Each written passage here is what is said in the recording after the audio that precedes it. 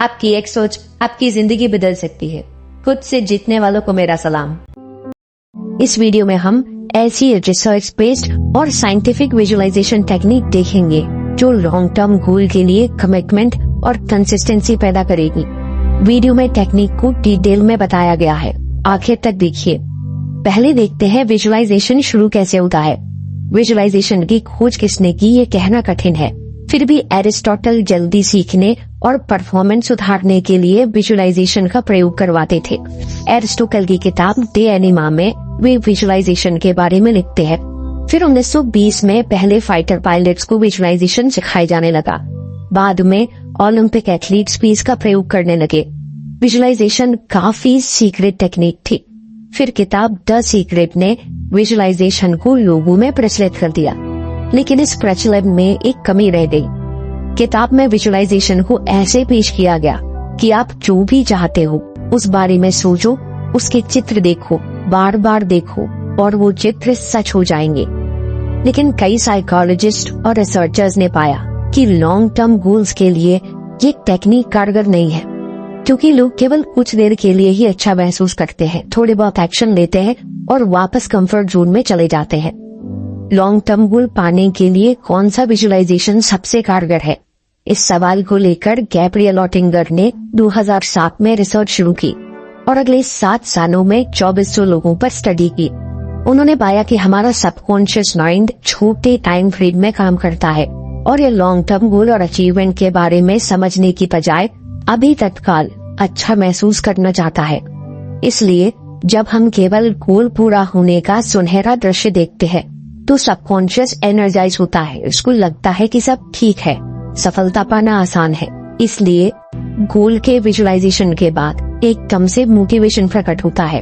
लेकिन ये मोटिवेशन कम समय टिकता है, क्योंकि जब मुश्किल आती है, हम बुरी आदतों से परेशान होते हैं तो मोटिवेशन खत्म हो जाता है।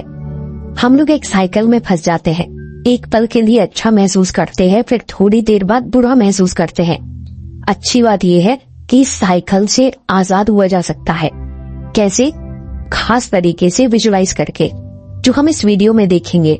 आप ये स्टेप्स अभी के अभी करके भी देख सकते हो। इस विजुअलाइजेशन के 4 स्टेप है। पहला स्टेप है विश। सबसे पहले एक इच्छा, एक लक्ष्य के बारे में सोचिए जो इस समय आपके लिए बहुत मायने रखती है। हो सकता है कि आप एग्जाम क्लियर करना चाहते हैं या वजन कम करना चाहते हैं। अब इस इच्छा को पूरा होते हुए देखिए। एग्जाम्पल के लिए आपको आईएएस बनना है, तो खुद को आईएएस की गाड़ी में बैठता हुआ देखिए। देखिए आप कैसे लोगों से मिल रहे हैं, कैसे आप ऑफिस में काम कर रहे हैं। 1 या 2 दृश्यों में देखिए कि लक्ष्य पूरा हो चुका है। लक्ष्य पूरा होते हुए देखना बहुत जरूरी स्टेप है। जैसे आप वजन कम करना चाहते हो तो अपने फिट शरीर को कांच में देखिए, खुद को दौड़ता कूदता एनर्जी से भरा देखिए। इस स्टेप में 2 से 3 मिनट खर्च कीजिए। अब इस दृश्य को सबकॉन्शियस तक पहुंचाते हैं। दूसरा स्टेप है आउटकम, यानी लक्ष्य को भावनाओं से जोड़िए और दृश्य की सफलता को आप भी महसूस कीजिए। देखिए कि अब गोल पूरा हो चुका है, आपकी जिंदगी किस प्रकार बदल चुकी है, आपके आसपास कैसा माहौल है, घर में सब खुश हैं, आपको खुद पर गर्व हो रहा है, आपका आत्मविश्वास बढ़ चुका है, आप धन्यवाद और बहुत हल्का महसूस कर रहे हैं। ऐसा लग रहा है कि फोकस और संकल्प शक्ति से क्या नहीं हो सकता। आपकी सेल्फ एस्टीम भी बढ़ रही है। इन भावनाओं को अभी महसूस करना जरूरी है। 2 से 3 मिनट इन भावनाओं को महसूस कीजिए। ओटिंगर कहती हैं ऐसा करने से सबकॉन्शियस लक्ष्य का पीछा करने के लिए अग्रसर हो जाएगा। आपको लगेगा मुझे अभी एक्शन लेना है, क्योंकि सबकॉन्शियस एनर्जाइज हो चुका है। हम इस मेंटल स्टेट का संपूर्ण उपयोग करेंगे। Step number 3, obstacles. देखिए इस लक्ष्य को पाने के लिए आपको कुछ आदतें, कुछ प्रोसेस हर दिन दोहराने हैं। कोई भी एक आदत देखिए जो आपके दिमाग में सबसे पहले आती है, जैसे हर दिन सुबह 3 घंटे पूरे फोकस के साथ पढ़ाई करना। इस प्रोसेस को 3-4 स्टेप्स में विजुअलाइज कीजिए कि आप सुबह कैसे उठे, आपने टेबल सेट किया, टाइमर लगाकर पूरे फोकस से पढ़ रहे हैं। इस मेंटल स्टेट को महसूस कीजिए। इस तरह आप कोई भी प्रोसेस को देख सकते हैं। आप देख सकते हैं कि सुबह उठकर आपने गर्म पानी पिया, जूते पहने और अब दौड़ने जा रहे हैं। दौड़ के आने के बाद आप नहाकर ध्यान कर रहे हैं। अब देखिए क्या मुश्किलें आ सकती हैं जिस कारण आप ये प्रोसेस पूरा नहीं कर पाएंगे। देखिए ये प्रॉब्लम्स आपकी कुछ आदतों के कारण पैदा हो रही हैं। ये आदत सेल्फ डाउट, आलस या बार बार बुरा महसूस करना हो सकता है। ये सोशल मीडिया से एडिक्शन, ओवर थिंकिंग या चिंता करना हो सकती है। जो भी आदत सबसे पहले दिमाग में आए उसे चुन लीजिए और देखिए ये आदत आपको किस तरह परेशान कर रही है। आदत को प्रकट होता हुआ देखिए कि दिन के इस समय मुझे आलस आता है और मैं मोबाइल लेकर बिस्तर पर लेट जाता हूँ और फिर 2 घंटे निकल जाते हैं। इस आदत के सारे स्टेप्स को दिमाग में प्ले होता हुआ देखिए। अब हम कॉन्शियस माइंड का प्रयोग करेंगे। Step 4 planning. आंखें खोलिए और डायरी में इफ देन स्टेटमेंट बनाइए। अगर मुझे ये रुकावट आएगी तो मैं ये करूंगा। अगर सुबह मेरा उठने का मन नहीं करेगा तो मैं तत्काल 5 मिनट का टाइमर लगाऊंगा, मुंह धोऊंगा और 10 पुशअप्स करूंगा। तत्काल आलस को छोटी जीत में बदलूंगा। अगर मुझे चिंता होना शुरू होगी तो मैं तत्काल छोटे से ग्रेटिट्यूड जर्नल में ईश्वर को, असीमित ब्रह्मांड को धन्यवाद करते हुए 4 लाइनें लिखूंगा। फोन चलाने का मन करेगा तो अलमारी में बंद करके 1 घंटे के लिए चाबी दोस्त को या माँ को दे दूंगा। प्रोसेस को छोटा और मजेदार बनाइए। इससे आप कॉन्शियस माइंड को मजेदार सॉल्यूशंस निकालने के लिए ट्रेन कर रहे हो। रिसर्च पेपर में कहते हैं कि इस तरह से प्रॉब्लम के आने से पहले ही आपके पास प्लान तैयार है। Professional athletes, navy seal, surgeon भी आखिरी स्टेप यानी प्लानिंग का इस्तेमाल करते हैं। यानी जब हाई प्रेशर सिचुएशन आए और अगर कोई गलती हो जाए तो ये गलती और चोट से बाहर आने के लिए उनके पास प्लान पहले ही तैयार होता है। ओटिंगर कहती हैं कि इस प्लान के साथ जीत की भावना, खुशी और हल्केपन की भावना महसूस करो। इससे सबकॉन्शियस को संदेश जाता है कि हम किसी भी प्रॉब्लम को पार करने के लिए, प्रोसेस पूरे करने के लिए और लक्ष्य पाने के लिए पूरी तरह कमिटेड है। और यही है असली कमिटमेंट जो गोल्स, प्रोसेस और प्लान्स तीनों के बारे में सोचने से और विजुलाइज करने से पैदा होता है।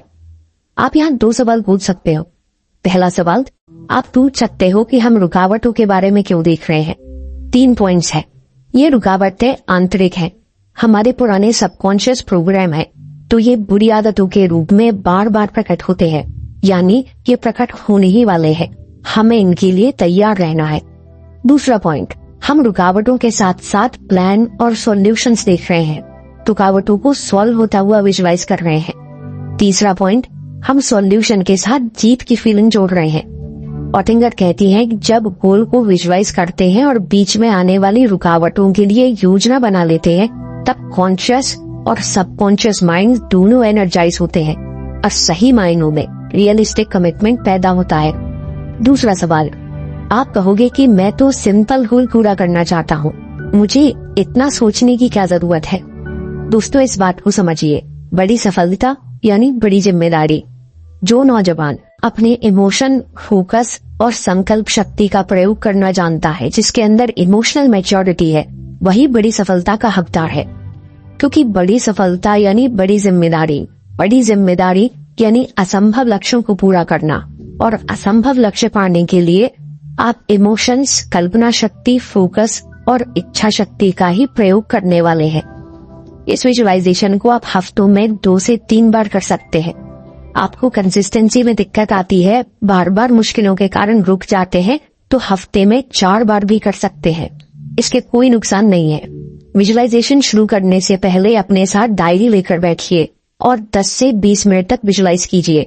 खुद को जो भी प्रोसेस फॉलो करते हुए देखें और जो भी प्लान्स बनाए, दोनों को नोट करिए। प्लान्स को इफ देन एल्स की इक्वेशन में लिखिए। आज ये तरीका टॉप प्रोफेशनल कोचेस और साइकोलॉजिस्ट अपने क्लाइंट्स को सिखाते हैं। समरी में रूट विजुअलाइजेशन के 4 स्टेप्स देख लेते हैं। पहला स्टेप, विश। एक लक्ष्य के बारे में सोचिए, इसे 1 या 2 दृश्य में पूरा होते हुए देखिए। दूसरा स्टेप, आउटकम। लक्ष्य को भावनाओं से जोड़िए। गोल पूरा होने पर आपको किस तरह की फीलिंग हो रही है, आपकी जिंदगी कैसे बदल चुकी है। पहले 2 स्टेप से आपका सबकॉन्शियस माइंड एनर्जाइज हो जाता है, आप बेहतर महसूस करते हैं। इस मेंटल स्टेट का प्रयोग कीजिए। और तीसरे स्टेप्स यानी ऑब्स्टेकल्स में देखिए कि लक्ष्य पाने के लिए आपको कुछ आदतें और प्रोसेस हर दिन दोहराने हैं। खुद उन प्रोसेस को करता हुआ देखिए। अब उन आदतों को देखिए जिनके कारण आप ये प्रोसेस पूरा नहीं कर पाएंगे। सेल्फ डाउट, मूड खराब रहना, आलस या सोशल मीडिया का एडिक्शन, ये कुछ भी हो सकता है। जो भी आदत आपके दिमाग में सबसे पहले आए उसे देखिए कि यह आदत किस तरह परेशान कर रही है। चौथे स्टेप में कॉन्शियस माइंड का प्रयोग कीजिए। प्लानिंग, आंखें खोलिए और डायरी में इफ देन स्टेटमेंट बनाइए। अगर ये रुकावट आएगी तो मैं ये करूंगा। प्रोसेस को छोटा और मजेदार बनाइए। इससे आपका कॉन्शियस माइंड प्रॉब्लम्स के लिए सॉल्यूशन खोजना सीख जाएगा। गोल्स और प्रोसेस को विजुअलाइज करने से और मुश्किल के लिए प्लानिंग करने से, इनके साथ जीत की भावना जोड़ने से सही मायनों में कमिटमेंट पैदा होता है। बड़ी सफलता यानी बड़ी जिम्मेदारी। जो नौजवान अपने इमोशंस, फोकस और कल्पना शक्ति का प्रयोग करना जानते हैं, वही बड़ी सफलता यानी बड़ी जिम्मेदारी के हकदार है। दोस्तों, माइक टायसन के कोच ने माइक टायसन को प्रोसेस विजुअलाइज करने के और सबकॉन्शियस को प्रोग्राम करने के कई तरीके बताए। जब भी समय हो इस वीडियो को देखिए या सेव कर लीजिए। और याद रखिए, आपके समय से कोई वीडियो, कोई ऐप, कोई न्यूज कीमती नहीं है। मैं काम के किस्से लाता रहूंगा। हिम्मत, हरकत, होशियारी, हम जीतेंगे।